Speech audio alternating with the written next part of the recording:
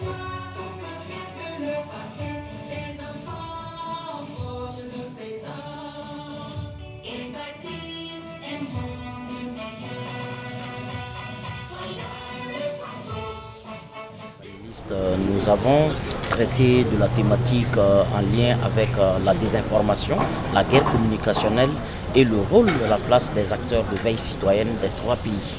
Et il s'est agi pour nous de dire clairement que la guerre, elle se mène sur un territoire physique, mais elle se mène aussi sur un territoire virtuel qui est le territoire informationnel.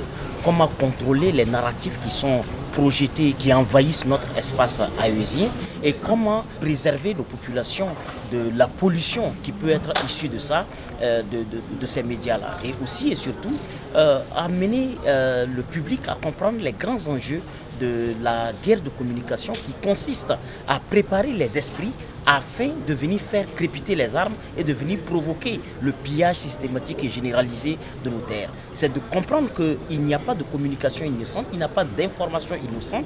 Toute information, d'où qu'elle vienne, y compris la nôtre porte nos aspirations, elle porte nos intérêts. Et donc les communications adverses portent aussi les intérêts de ceux qui les produisent.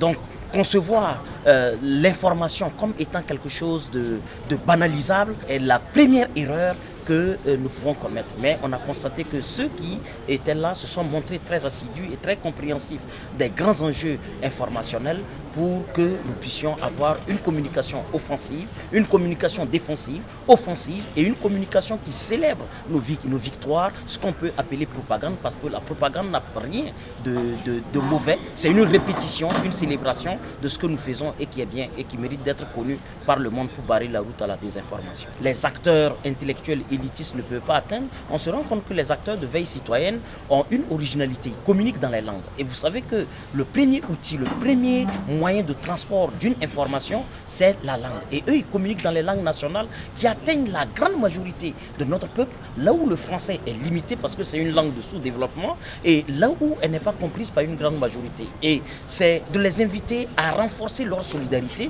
parce qu'une communication réussie, c'est une communication qui se fait dans l'unité, pas dans l'éparpillement, pas dans la contradiction. Il faut soigner sa communication et faire en sorte qu'elle participe à l'atteinte de l'objectif qui est celui de soutenir les dirigeants de l'AES, et cela doit se faire dans l'unité, dans la cohésion, et les acteurs de veille citoyenne étant des acteurs de premier main qui sont tous les jours, nuit et jour, dans les ronds-points, dans les espaces pour identifier toute forme de menace.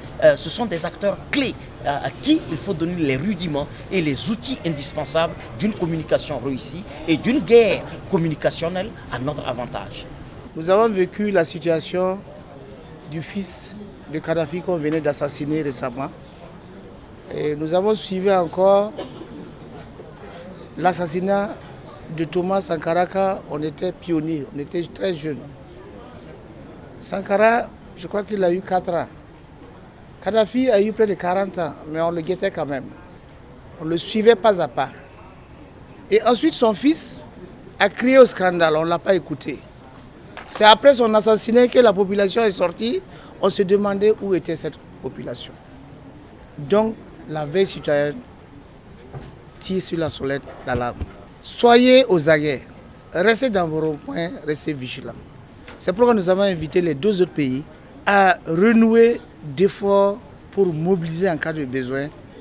Parce que ce n'est pas avec les armes, les chars, les tanks qu'on peut combattre l'impérialisme. C'est la population elle-même qui réclame sa souveraineté. Donc, soyons citoyens responsables. C'est pourquoi nous avons invité les 2 autres pays à se joindre à nous pour un échange fructueux et de sensibilisation pour veiller sur nos 3 présidents. C'est pourquoi...